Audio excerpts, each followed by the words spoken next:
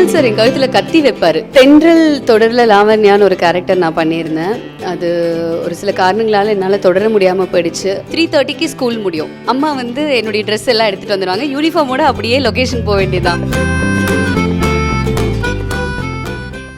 India glitz வியூவர்ஸ்க்கு என்னுடைய அன்பார்ந்த வணக்கம். நான் உங்கள் நீலிமா.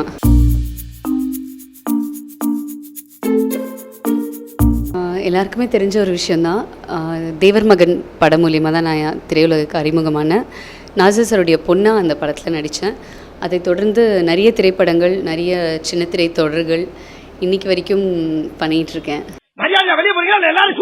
நான் ஏற்கனவே ஷூட் பண்ணிட்டேன். என்ன ஷூட் பண்ணிருக்கேன்? நீங்க பேசுனதெல்லாம் வீடியோவா அதுல ஷூட் பண்ணிட்டேன். தேவர் மகன் பண்ணும்போது எனக்கு 6 வயசு. So I don't even know நம்ம எங்கே இருக்கோன்னு. ஒரு சில விஷயங்கள் தான் ஞாபகம் இருக்க முடியும். அதில் எனக்கு ரொம்ப நல்லா ஞாபகம் இருக்கிற விஷயம், லன்ச் பிரேக் அப்படின்னா எல்லாருமே ஒரே இடத்துல உட்காந்து சாப்பிடுவாங்க. சிவாஜி சார், கமல் சார் எல்லாருமே ரவுண்டாக உட்காந்து சாப்பிட்றது எனக்கு நல்லா ஞாபகம் இருக்குது. ரேவதி மேம், கௌதமி மேம் கூடலாம் பால் விளையாடுவோம், த்ரோ பால். நாங்கள் ஒரு நிறைய குட்டீஸ் அந்த படத்தில். ஸோ எல்லாரையுமே நடுவில் அவங்க நின்றுக்கிட்டே எல்லாருக்கும் பால் போட்டு விளையாடிட்டு இருப்பாங்க ஷார்ட் இல்லாதப்போ. அது ஞாபகம் இருக்குது. கமல் சார் என் கழுத்தில் கத்தி வைப்பார். எஸ்எல் லக்ஷ்மி பாட்டி ஒரு டைலாக் சொல்லுவாங்க, முதல்ல இவ்வளோ கொலை பண்ணிவிட்டு அப்புறம் எங்கள் எல்லாரையும் கொலை பண்ணி அவங்க அப்பனை போய் தேடு அப்படின்னு சொல்லுவாங்க. அந்த ஷார்ட் ஷூட் பண்ணுறதுக்கு முன்னாடி சார் அந்த மானிட்டரில் கத்தி கழுத்துக்கிட்ட வச்சுருந்துருக்காரு. அழுதுருக்கேனான்னு கேட்காதீங்க, அப்படி அழுதுருக்கேன். அவர் வந்து சமாதானப்படுத்தி அதுக்கப்புறம் தான் அந்த ஷார்ட் நாங்கள் ஷூட் பண்ணோம். அதுவும் எனக்கு நல்லா ஞாபகம் இருக்குது.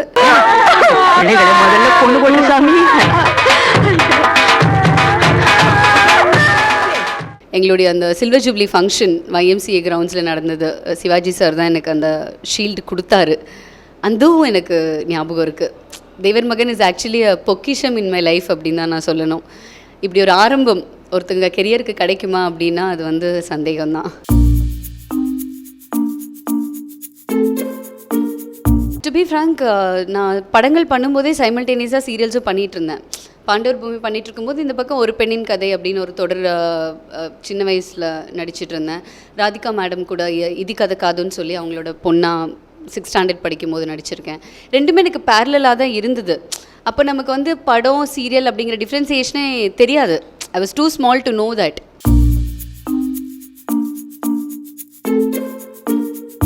என்னுடைய எஜுகேஷ்னல் கெரியராக இருக்கட்டும், ப்ரொஃபஷனாக இருக்கட்டும், ரெண்டுமே சைமல்டேனியஸாக போச்சு. எப்படின்னா 3 சீரியல்ஸ் பண்ணிகிட்டு இருந்தேன் நான் ஸ்கூல் படிக்கும்போது. தீர்ப்பு, தென் அகல்யா மலையாளத்தில், தீர்ப்பு இஸ் தெலுங்கு, அப்புறம் ஒரு பெண்ணின் கதை இன் தமிழ். இந்த 3 ப்ராஜெக்ட்ஸ் வந்து AVM ஸ்டுடியோஸில் கண்டினியூஸாக 3 ஃப்ளோரில் ஷூட் நடக்கும். 3:30க்கு ஸ்கூல் முடியும். ஸோ 3:30க்கு அம்பாசிடர் கார் வந்து ஸ்கூல் வாசலுக்கு வந்துடும். அம்மா வந்து என்னுடைய ட்ரெஸ் எல்லாம் எடுத்துகிட்டு வந்துடுவாங்க. யூனிஃபார்மோட அப்படியே லொக்கேஷன் போக வேண்டியதுதான். போய் இங்கே ஒரு சீன், அங்கே ஒரு சீன், அங்கே ஒரு சீன், 3-4 சீன் அடிச்சுட்டு ஒரு 8:30, 9க்கெல்லாம் வீட்டுக்கு வந்து ஹோம்ஒர்க் எல்லாம் எழுதி தூங்கிட்டு மறுபடியும் next day. This was like a routine. என்னுடைய mother was a huge support for me.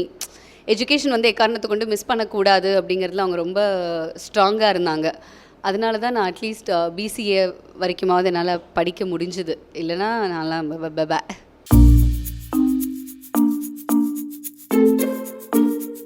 ஒரு ஆர்டிஸ்ட்டாக பார்க்கும்போது நமக்கு அதில் எந்த டிஃப்ரென்ஸுமே கிடையாது. நம்ம அங்கே என்ன நடிக்கிறோமோ இங்கேயும் அதே தான் நடிக்க போகிறோம். ஆனால் 2 இடத்துல அது வித்தியாசப்படுது என்னை பொறுத்த வரைக்கும். என்னுடைய பார்வைக்கு அது எப்படியா இருக்கும்னா, சீரியல் நம்ம ஷூட் பண்ணுற டைம் டியூரேஷன் வந்து கொஞ்சம் கம்மியாக இருக்கும். ஒரு சீன் வந்து நம்ம ஒரு 1.5 hours ஷூட் பண்ணிடுவோம்.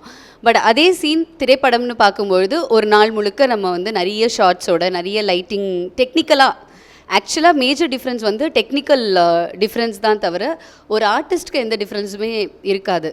2வது சீரியல் வந்து இன்றைக்கி அந்த 1/2 மணி நேரம், அதுக்கப்புறம் நம்ம யூடியூப்பில் பார்க்க முடியும், இல்லை வேறு எங்கன்னா பார்க்க முடியும். பட் திரைப்படம்ங்கிறது ஒரு ஹிஸ்ட்ரி. அது ஒரு சரித்திரமாக போய் அங்கே பதிஞ்சு உட்காந்துரும். இந்த வருஷம் இந்த படம் வெளிவந்தது, இந்த படத்தில் இவங்க நடிச்சிருக்காங்க அப்படிங்கிறது ஒரு ஹிஸ்ட்ரியாக இருக்கும். பட் டெலிவிஷனில் ஒரு எபிசோடுமே நமக்கு ஹிஸ்ட்ரியாக இருக்காது. So that is another huge difference between TV and cinema according to me. தென்றல் தொடரில் லாவண்யான்னு ஒரு கேரக்டர் நான் பண்ணியிருந்தேன். அது ஒரு சில காரணங்களால் என்னால் தொடர முடியாமல் போயிடுச்சு. என்னாச்சுடி? ஏன் இப்படி அறக்க பறக்க வந்திருக்க? என் மாமியாரை பத்தி நினைச்சாலே எனக்கு அப்படியே பத்திக்கிட்டு வருது. அதுக்கான ரீசன் அப்படின்னு நம்ம ஒரு விஷயம் அப்படின்னு சொல்ல முடியாது. அந்த டைமில் தான் நாங்கள் ப்ரொடக்ஷன் டேக்கப் பண்ணுற மாதிரி இருந்தது. கேரக்டரைசேஷனும் மாறுச்சு. லாவண்யா இப்படி தான் அப்படிங்கிறது கொஞ்சம் மாறுச்சு. ப்ளஸ் நானும் வெளிநாடு போக வேண்டிய ஒரு சந்தர்ப்பத்தில் சிக்கிக்கிட்டதால தான் அந்த கேரக்டர்னால கண்டினியூ பண்ண முடியல. But I still miss Lavanya. என்னால அங்க இருக்கவே முடியல தெரியுமா, அதான் வந்துட்டேன். ஏண்டி மறுபடியும் சண்டை போட்டுட்டு வந்துட்டியா?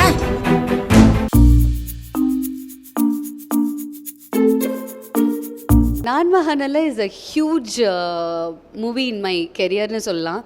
அது அவர் நிறைய நடிக்கணுங்கிற தேவையே இல்லை. ஆக்சுவலாக ரொம்ப யதார்த்தமாக, ரொம்ப ஃப்ரெண்ட்லியாக, கார்த்தி சாருடைய அந்த காம்பினேஷன், காஜலுடைய காம்பினேஷன்லாம் பார்த்திங்கன்னா அவ்வளோ ரொம்ப யதார்த்தமாக, என்னமோ நம்ம வீட்டில் நடக்கிற விஷயத்தை பார்க்குற மாதிரியான ஒரு பிளேயாக தான் அந்த ஸ்க்ரீன் பிளே அமைச்சிருந்தார் டிரெக்டர் சுசீந்திரன் சார். அதான் தர முடியாதுன்னு சொல்லிட்டேன். அதெல்லாம் நாங்கள் ஏற்பாடு பண்ணிட்டோம். யார் இந்த ப்ளூ சுடிதார்? ரிலேஷனா? என் கிளாஸ்மேட்ரா. ஷூட் பண்ணும்போது எனக்கு இந்த அளவுக்கு அதில் எஃபெக்ட் இருக்குன்னு தெரியவே தெரியாது. நான் பாட்டுக்கு போவேன், ஒரு 2 hours ஷூட் பண்ணுவேன், ஓகே நீங்கள் கிளம்புங்கன்றாங்க, வந்துடுவேன். அது அவுட் ஃபைனல் டப் பார்த்துட்டு ரிலீஸ் ஆனதுக்கப்புறம் தான் I was like, oh my god, இவ்வளோ பெரிய கேரக்டர் பண்ணியிருக்கோமா நம்ம அப்படின்னு எனக்கு தெரிஞ்சுது. அண்ட் எடிசன் அவார்டு அனௌன்ஸ் பண்ணப்போ நிஜமாவே ரொம்ப ரொம்ப சந்தோஷமாக இருந்தது. நம்மளுடைய எஃபர்ட்ஸ் வந்து ஒருத்தங்க ரெக்கக்னைஸ் பண்ணும்போது யூல் ஃபீல் ஹாப்பி. அந்த ஹாப்பினஸ் தான் இருந்தது எனக்கு அந்த அவார்டு அனௌன்ஸ் பண்ணப்போ. பேர் என்ன? பிரியா. ஆ எது கேக்குற? ஆ சும்மா லவ் பண்ணலாம் தான். It's a huge responsibility. Production அப்படிங்கிறது சாதாரண விஷயம் கண்டிப்பாக கிடையாது. ஒரு ப்ராஜெக்ட் டேக்கப் பண்ணோம், அது பை காட்ஸ் கிரேஸ் ஓரளவுக்கு செட்டில் ஆகி இப்போ அடுத்த ப்ராஜெக்ட் நாங்கள் மார்ச் ஏப்ரல்குள்ளே டேக் ஆஃப் பண்ண போகிறோம். இது தமிழ் படமாக இருக்கும். லுக்கிங் ஃபார்வர்ட் அண்ட் நிறைய கற்றுக்கிறதுக்கான வாய்ப்பு ஆன் ஸ்க்ரீனில் இருக்கிறத விட ஆஃப் ஸ்க்ரீனில் இருந்தோன்னா நம்ம வந்து நிறைய மாறுவோம்னு நான் நினைக்கிறேன். ஒரு ஆர்டிஸ்டாக அது ஒரு பெரிய மாற்றத்தை கொடுக்கும் when you get into the other side of the industry.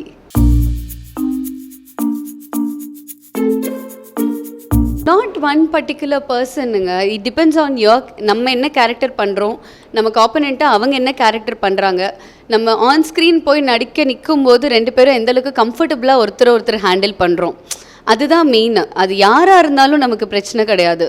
To talk about Bobby Jayasimha சாரோட ஒரு ஷார்ட் ஃபிலிம் பண்ணியிருந்தேன், விஜய் சேதுபதியோட ஒரு ஷார்ட் ஃபிலிம் பண்ணியிருந்தேன். I worked with lot many actors. But கம்ஃபர்டபிலிட்டிங்கிறது அந்த கேரக்டர் டு கேரக்டர் தான் இருக்குமே தவிர பர்சன் டு பர்சன் இருக்காதுன்னு நான் நினைக்கிறேன்.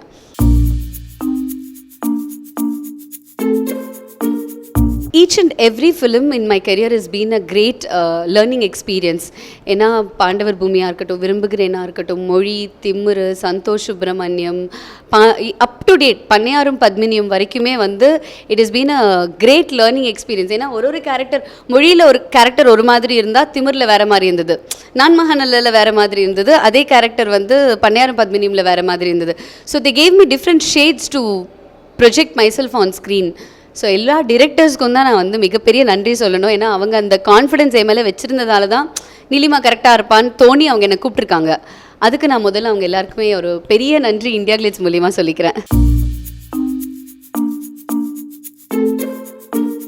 இப்போ வந்து சன் தொலைக்காட்சிக்கு தாமரை அப்படின்னு ஒரு சீரியல் பண்ணிகிட்ருக்கேன், வாணி ராணி அப்படின்னு ஒரு சீரியல் பண்ணிகிட்ருக்கேன். இது 2 இல்லாமல் ஜீ தமிழுக்கு அழகிய ஸ்நேகிதி அப்படின்னு ஒரு ஷோ ஹோஸ்ட் பண்ணிகிட்ருக்கேன். அப்பார்ட் ஃப்ரம் தீஸ் வாலிப ராஜான்னு ஒரு படம் ரிலீஸ்க்கு இருக்குது. அந்த படத்தில் சித்ரா லக்ஷ்மணன் சாருடைய மருமகளாக நடிச்சிருக்கேன். Entire film is got a package of comedy actors இந்த ஃபிலிம். சந்தானம் சாராக இருக்கட்டும், சேதுவாக இருக்கட்டும், விஷாக்காவாக இருக்கட்டும், என் பேரா நடித்த ராஜாவாக இருக்கட்டும், we had great amazing fun when we were working.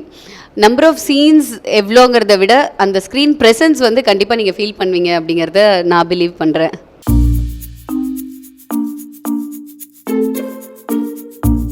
கண்ணால் அடுத்தின் ஆசையாக டீம் மொத்தமாக வேறு, இந்த டீம் மொத்தமாக வேறு. அதில் இருந்த 2 ஹீரோஸும் ஹீரோயினும் மட்டும்தான் இதுக்கு அப்படியே ட்ராவல் ஆகி வந்திருக்காங்க. Working experience with director Gokul is been amazing. He is a very good friend. Producer sir Murali sir வந்து ரொம்ப நல்லா ஹேண்டில் பண்ணியிருந்தார். Actually looking forward for the film.